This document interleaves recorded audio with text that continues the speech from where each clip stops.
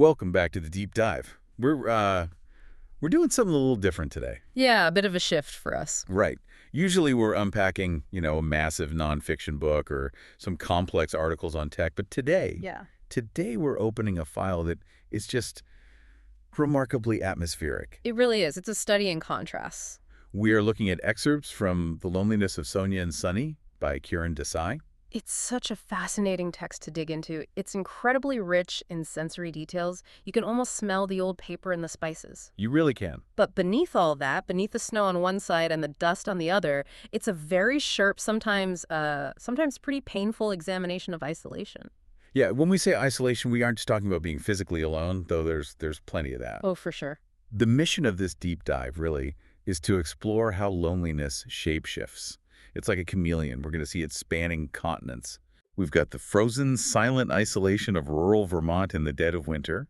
And then, almost jarringly, we get switched over to the crowded, dust-filled verandas of Allahabad. And then high society in New Delhi. It's a huge leap. It's a huge leap. It's this incredible contrast. Exactly. It's the difference between loneliness in the crowd versus loneliness in the void. And the narrative arc really centers on these two characters, Sonia and Sunny. Right. Sonia is a student, and she's basically stranded in Vermont. And then you have Sunny, who's a journalist, grinding it out in New York. And they're connected by this very tenuous family link. It's a potential arranged marriage proposal, of all things. Which is wild in itself. But they're completely separated by their own specific lived experiences of being immigrants in America. And the supporting cast is just... Well, there's something else. I mean, you have these eccentric, austere grandparents in Allahabad. Obsessed with scarcity. Completely obsessed with food scarcity, despite being, quite wealthy. Then you have this narcissistic genius artist named Elon. Oh, Elon. We will have a lot to say about Elon. We will. An American girlfriend named Ula, who puts Heinz mustard on pizza. A detail which says everything you need to know. It really does. Yeah. And then there's Babita, this really complex, lonely mother figure in Delhi. It's a cast of characters that really highlights the different textures of the source material. You have, like you said, the silence of snow and owls in the U.S., and that's contrasted with the absolute cacophony of crows, traffic, and what Desai calls lorry dust in India. Oh, that dust. Yeah. That dust is practically a character in itself. But here's the hook for today, and what I want you to keep in mind as we go through this. Okay. How do all these things, family expectations, the pursuit of art, the marriage market, how do they all intersect to either cure or maybe even deepen human isolation? Can you actually arrange a cure for loneliness? That's the question. That is the central question. And I think to answer it, we have to start where the story really digs in with the cold. Section 1, the architecture of winter. We're with Sonia in Vermont. And the setting is, it's bleak. If you've never been to New England in January, it's hard to explain the color palette.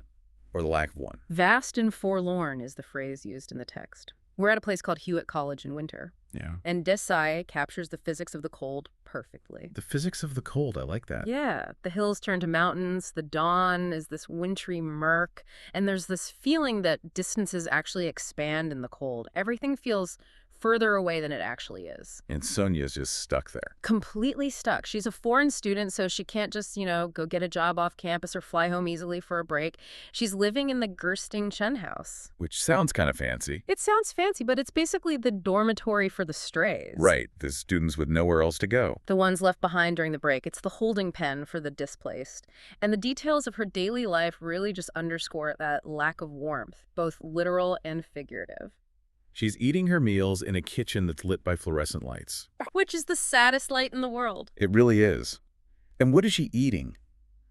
This detail stood out to me as the perfect encapsulation of the immigrant student experience. Tomato tigers. Oh, the tomato tigers. I loved this detail too. It sounds like a mascot for a sports team, but it's food.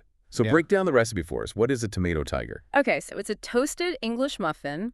On top of that, you put a slice of tomato, some cheese, and then you sprinkle curry powder over it. That is deeply tragic. It is, isn't it? But it's also so resourceful. I guess so. It's a makeshift attempt at comfort food. It's fusion cuisine born of desperation. She's trying to bridge the gap between where she is, English muffins and cheddar, the food of New England, and where she's from, the curry powder. But it just ends up being this sad little hybrid that doesn't really belong to either world. Exactly. It's a food with no home. And poverty is a big part of this too, right? She's also eating ramen or dipping into a carton of chicharroni that a friend left behind. It just paints this picture of a very small, very contained existence. And that physical containment leads directly to psychological containment. Sonia works at the library, and she has this walk uphill past the red barns. But she's not just walking, she's internalizing everything. When you don't have anyone to talk to, the conversation, it just turns inward. There's this great detail about a squirrel. I love this. She tells her parents about this squirrel that breaks into the attic. It's her only roommate, really. It keeps her company in the weirdest way. It throws stale baguettes down the chimney or puts them in her boots. Which is hilarious, but it's also so telling. When your primary interaction is with a squirrel engaging in a weird turf war over bread, you are deeply, deeply isolated. Yeah. Sonia describes her loneliness as ballooning in her head. That's a great image. It is, because that's a very specific psychological state. When you're alone, you lose perspective. You become the center of a very sad universe. The problems don't get aired out with a friend, so they just expand and expand until they fill all the space. And she's trying to write her senior thesis in the middle of all this. A fable, right? Yeah. About a boy who climbs a tree and becomes a monkey or a hermit. Which is so interesting because she's struggling with what we call Orientalist narratives. Okay, let's unpack that term a bit for the listener. What do we mean by that? Sure. So Orientalism, in this context, it refers to the way the West has historically viewed the East, often as, mystical, ancient, spiritual, and kind of unchanging. Right. So Sonia is worried she's writing what the West expects her to write. The mystical Indian hermit who renounces the world for a tree. It reflects her own struggle with self-perception. So she's performing a kind of Indianness for an academic audience. Exactly. While freezing to death in Vermont, she's in this white, snowy landscape thinking about Indian fables and feeling like neither one fits her. But she isn't the only one stranded there, though. We have to talk about the other supporting characters in Vermont because they're these fascinating little vignettes of isolation themselves. There's Marie, her supervisor at the library. Right. Marie is the local grounding force. She has ginger hair, a sassy attitude. She's the one who gives Sonia this, get this, curry-colored lion coat from a church donation bin. A curry-colored coat. I mean, talk about wearing your identity on your sleeve. Or as your sleeve. It's so on the nose, isn't it? Marie is trying to be helpful, and she represents the well-meaning local, but she just doesn't quite get the depth of Sonia's displacement. She sees a cold girl and gives her a coat. But she can't address the internal freeze. But then you have Armando and Laszlo. Right. Armando is a Filipino student working in the alumni office.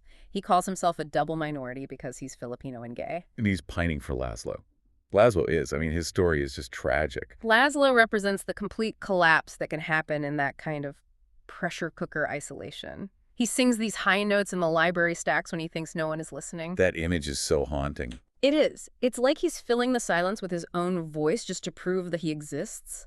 But eventually the pressure of the silence is just too much. He has a nervous breakdown. They find him frozen on his bed. That word frozen, it's both literal and metaphorical, isn't it? It's like the winter just claimed him entirely. It connects right back to that immigrant experience of being stranded. These students are in a holding pattern, just waiting for their real lives to start, but the environment itself is actively hostile to them. They aren't living, they are surviving the season. And into this frozen, silent landscape walks Ilan. Which brings us to section 2, the artist and the muse. And his entrance is just so cinematic. You have this man, Ilan de Tourgen Foss. What a name. What a name. He is significantly older, 30-plus years older than Sonia. He's a painter. The text says he has a greyhound face, and he's wearing a brindled fur coat and a caracal hat. He's a character out of a different era, or a different novel entirely. He enters shoveling the library steps. But not out of altruism. He's just doing it. Right. And he's marking up Van Gogh's letters in the library books. Which Sonia immediately scolds him for. She's like, you can't do that. Yeah. It's a great first interaction because it establishes his total disregard for rules.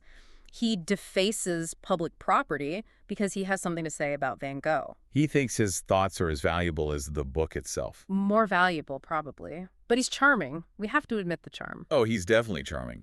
He listens to owl calls. He claims to have recordings of over 200 varieties. From the Oaxaca screech to the tundra ghost. He brings a sense of wonder and color into her very gray, fluorescent world. And that is his hook. He offers color. But, and it's a very, very big But here, the dynamic is weird from the absolute start. It's a seduction, but it feels predatory. How so? What's the first sign? Well, look at their first real conversation. He asks her if her mother loves her. Wow, okay, that's a heavy opener. Not what's your major. No. Does your mother love you? And then he immediately follows up by claiming his own mother hates him. Which is just so disarming. It's designed to create instant intimacy. He's bypassing all the small talk to get straight to the trauma. It's a classic manipulation tactic, whether it's conscious or not. He makes himself vulnerable, my mother hates me, to solicit comfort, and he probes her vulnerability to gain leverage. And he has this whole philosophy on art and life. Right. He believes in subtracting life to feed art. He describes himself as a magpie, an ant, an earthworm. He collects experiences and people to fuel his work. And Sonia becomes the latest item in his collection. Yeah. They have this ritual of going to a Japanese restaurant on a cliffside. They eat sushi, and they are the only diners. It sounds romantic on the surface, but the way it's described, it sounds incredibly isolated. An isolation of two. Exactly. He's isolating her from the world to bring her into his world. And the sexual encounter, it's described as so awkward. Yeah. They go to his pompous house with these urns full of what are called snow soufflés. Great description. But the sex is sideways. The mechanics at a remove. It's not a passionate union. It's a transaction of needs. She needs warmth and attention. He needs a muse.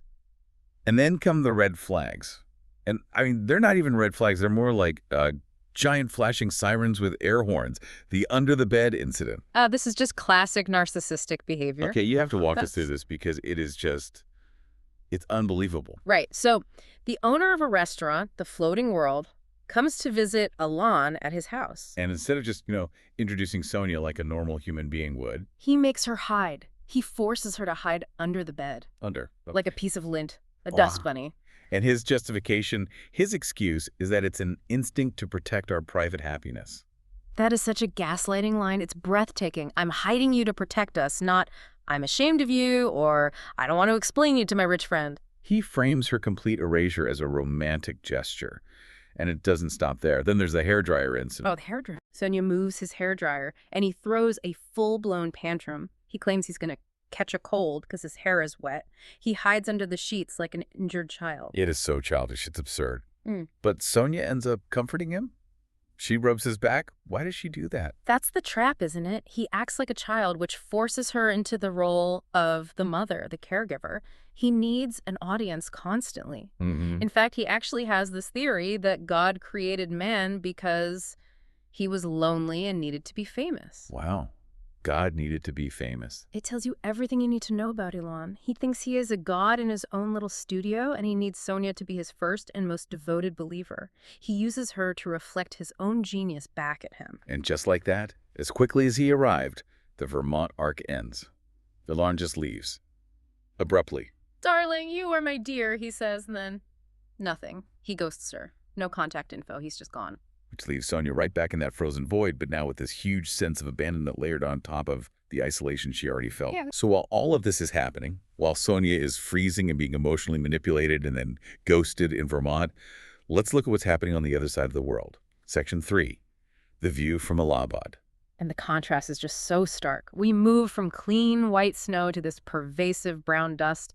We are introduced to the grandparents, Ba and Dadaji, and the aunt, Mina Foy. The atmosphere is just decay. The house is at number 10 Cadell Road. It's a bungalow, and it's filled with what's called lorry dust beige. Everything is covered in this fine layer of dust. And despite their wealth, because they are a landed family, they have money, there is this deep, deep obsession with scarcity. This is a crucial psychological point for this family. They decide what to have for dinner through a vigorous process of elimination. Rice, roti, cauliflower. It's a huge debate every single night. Dadaji reuses envelopes. Mina Foy cuts labels off of things. They vigilantly divide the cornflakes and the almond jars. It's like they're holding onto their resources because they feel their own relevance is slipping away. That's exactly it. It's the scarcity mindset. Dadaji talks about how much he loves potatoes, almost performing his own humility, but it masks this deep fear of obsolescence. They are living in the ruins of their own history. And caught right in the middle of all this is Mina Foy. Her story just broke my heart. She is the aunt who never left home. Minafoy is a true tragedy of tradition. She's the aunt who lives at home. She had what they call a failed life due to a divorce and bad luck. But her backstory reveals the cruelty of their caste and class system. Absolutely. She had a true love, a man named Ernest, but Dadaji rejected him. And the reason? Because he was Christian, and get this, he ate offal, brains and kidneys. That was the deal breaker, eating kidneys. It sounds absurd to a modern ear, but in that context, eating organ meat was a marker of lower status or cultural impurity to a high caste family like theirs. And the kicker is that Ernest eventually rejected her anyway because he had promised his dying mother he wouldn't marry her. So she's just trapped. Completely trapped. The text says she's worse off than a servant, totally dependent on her parents, and terrified of growing old alone. And to comfort themselves, they have this ritual, the ruby from Rangoon. This is the family lore. The story that they lost a pigeon egg-sized ruby when they had to flee Burma. So on Minafoy's birthday, as a special treat, they go to the bank locker. They go to look at their sleeping treasures. The description of the plastic bags disintegrating is so visceral. It talks about wormy incrustations on the old rubber bands. That's the perfect symbol for their status. It's decaying wealth. They hold on to this past grandeur to compensate for the dust of the present. They hoard jewels while living in this extreme, self-imposed austerity. It's a form of loneliness in itself, isn't it? Clinging to objects because the human connections are so fraught or broken. It is. And because they are so obsessed with securing the family's future or their version of it, they decide they need to fix Sonia's loneliness. Which brings us to section 4, the proposal. And this is where the two worlds, Sonia's and Sunny's, are set on a collision course. Dadaji and Ba decide to arrange a marriage for Sonia. And the target is Sunny, the grandson of their neighbor, the colonel. Right.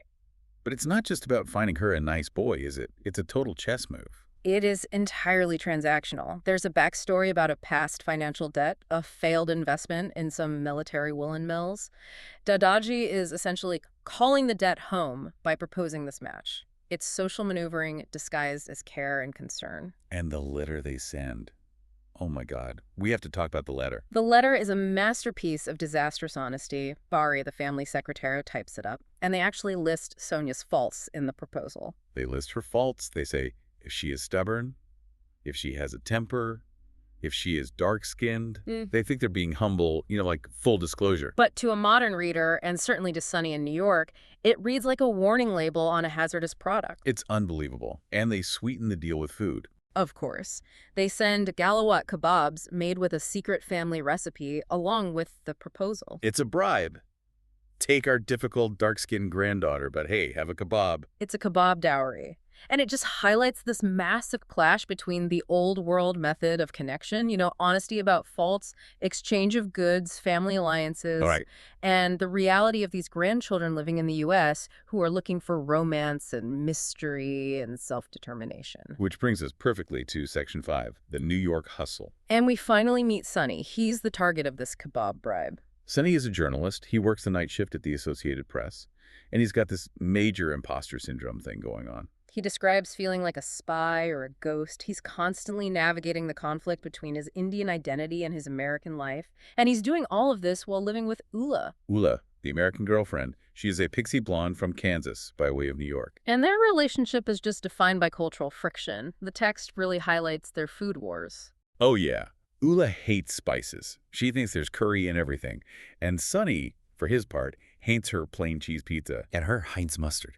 That Heinz mustard detail kills me. It's the ultimate symbol of American blandness to him. It really is. And the privacy thing, this is a big one. Ula pees with the door open, and Sunny is just horrified. It's funny, but it points to a much deeper disconnect. They bond, ironically, over a mutual dislike of Indian stereotypes. They have a friend, Mala, who they both complain about. Right. But then when they fight, they fall into those exact stereotypes themselves.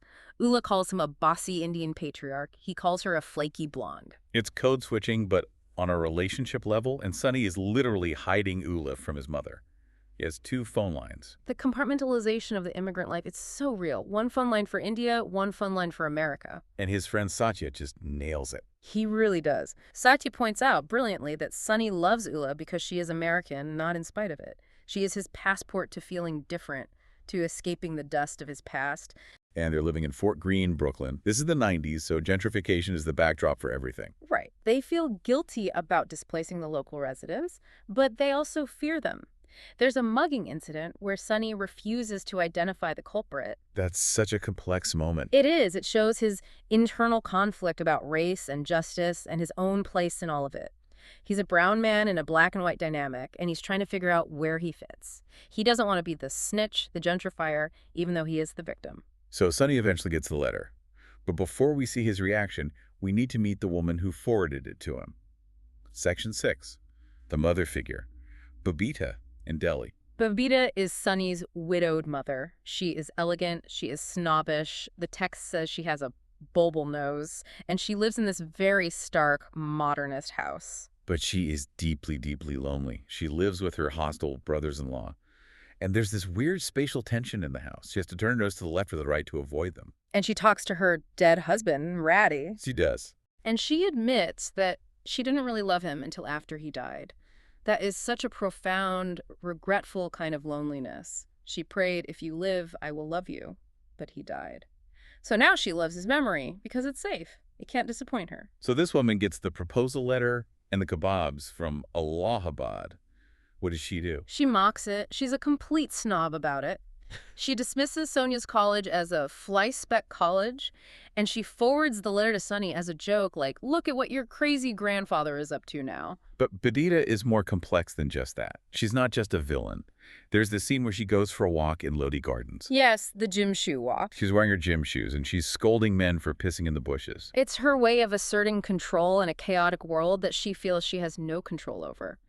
But the most telling moment is her internal contradiction when it comes to poverty.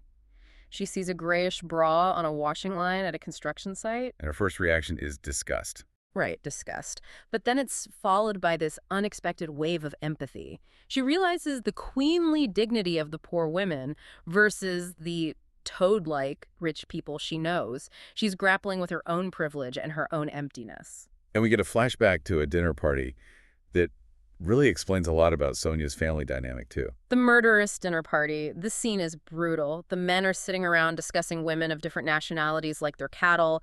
Russians become potatoes. Americans are hefty. It's just gross, and Sonia's mother calls them out on it. But then on the drive home, Sonia's father, Papa, is driving drunk and almost runs over Mama in their own driveway. It's a moment of mess and muddle, as the text puts it. It shows that the parents' marriages are just as, if not more, dysmorphic than the relationships the kids are fumbling through. This is the legacy Sonia and Sunny are inheriting, a legacy of fractured, dysfunctional relationships. They don't have a map for how to love someone properly. Which leads us right back to Sonia, Section 7, the collision in New York. So Sonia moves to New York, but not the shiny, glamorous New York you see in movies. She moves to DMBO in the late 90s. Before it was trendy, before the glass condos, it's described as derelict, dangerous, rat-infested. And she gets a job working for Lala Leonie Leloup, a gallery owner. And Lala is another one of these intense characters. Oh, yeah. She's pragmatic, cynical, casually racist. She just throws out lines like, "Albanians are thieves and Jews are intelligent." She represents the cold, transactional nature of the art world. Sonia has basically traded the frozen isolation of Vermont for the rat-infested isolation of Brooklyn. And then he returns. Ilan comes back into the picture. After months and months of ghosting her and Sonia, she accepts him back immediately. Why? That is the question every single person listening is screaming right now. Why take him back? Because, as she puts it, his presence makes her life interesting again. He saves her from the boredom and the loneliness from that Gerstein Chen house mentality. So they start living the high life. Museum visits, shopping at Bergdorf Goodman. He buys her a lilac coat. He's treating her like a doll or a mother. It's this very confusing dynamic. It's both. But then the deterioration sets in, and it sets in fast. The ginger soup incident. Ugh, this made me so angry. Sonia makes him soup for his bad knee. It has ginger in it. And he throws it out the window. Out the window? Because the smell bothers him. It's a complete lack of emotional regulation. He forces her to accept his temper as the price of admission for his genius. And the apple fights. He eats all the food in the house and then gaslights her, accusing her of eating it all. It just escalates until it culminates in the final breakup. He smashes the teapot, the plates, he rips her scarf, and the demand he makes.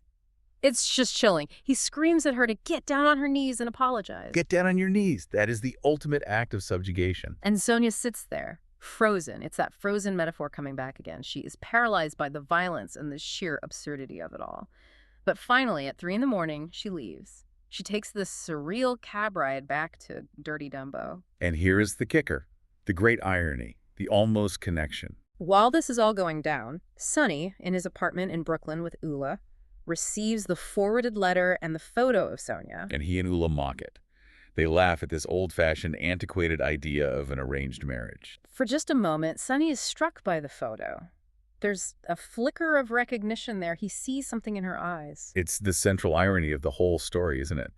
Sunny rejects the arranged connection to assert his modern independence. While Sonia, at that very moment, is clinging to an abusive love connection to avoid exactly that arranged fate she thinks is so terrible. Both of them are running from one kind of loneliness right into the arms of another. Exactly. Sonia wants to be a character in a dramatic story, so she stays with the abuser who makes her life interesting. Sunny wants to be a modern American man, so he rejects the one person who might actually understand his history and his conflict. So what does this all mean? Let's try to wrap this up. We've looked at physical isolation in Vermont, intellectual isolation with the artist, the social isolation of the widow in Delhi, and the cultural isolation of the immigrant in New York. For me, the key takeaway is this concept of the witness. All of these characters, in their own way, are desperate for witnesses to their lives. Explain that a little more. Ilan needs fame. He needs the entire world to witness his genius. Babita needs to write letters. She needs someone, anyone, to read her life story. Sunny needs Ula to witness his American transformation, to validate it. And Sonia needs a story to be in. Without a witness, they feel like they don't actually exist. Here's a powerful thought. Yeah. If you aren't seen, are you really there? Precisely. And it brings us right back to Ilan's wild theory on God. God created man because he was lonely and needed to be famous. It's a narcissistic view, but it touches on this deep human need. Which is a provocative thought to leave you all with. Is our pursuit of success or love or whatever it is we're chasing, is it just a frantic attempt to cure the boredom and the terror of being alone? And does the arranged life of the past, the one the dodgy and bar are trying to enforce, does it offer a kind of comfort, a built-in witness that the supposedly free life of the present just can't match? Something to mull over the next time you're eating a tomato tiger or checking your 2 phone lines. Thanks for listening to The Deep Dive. Take care.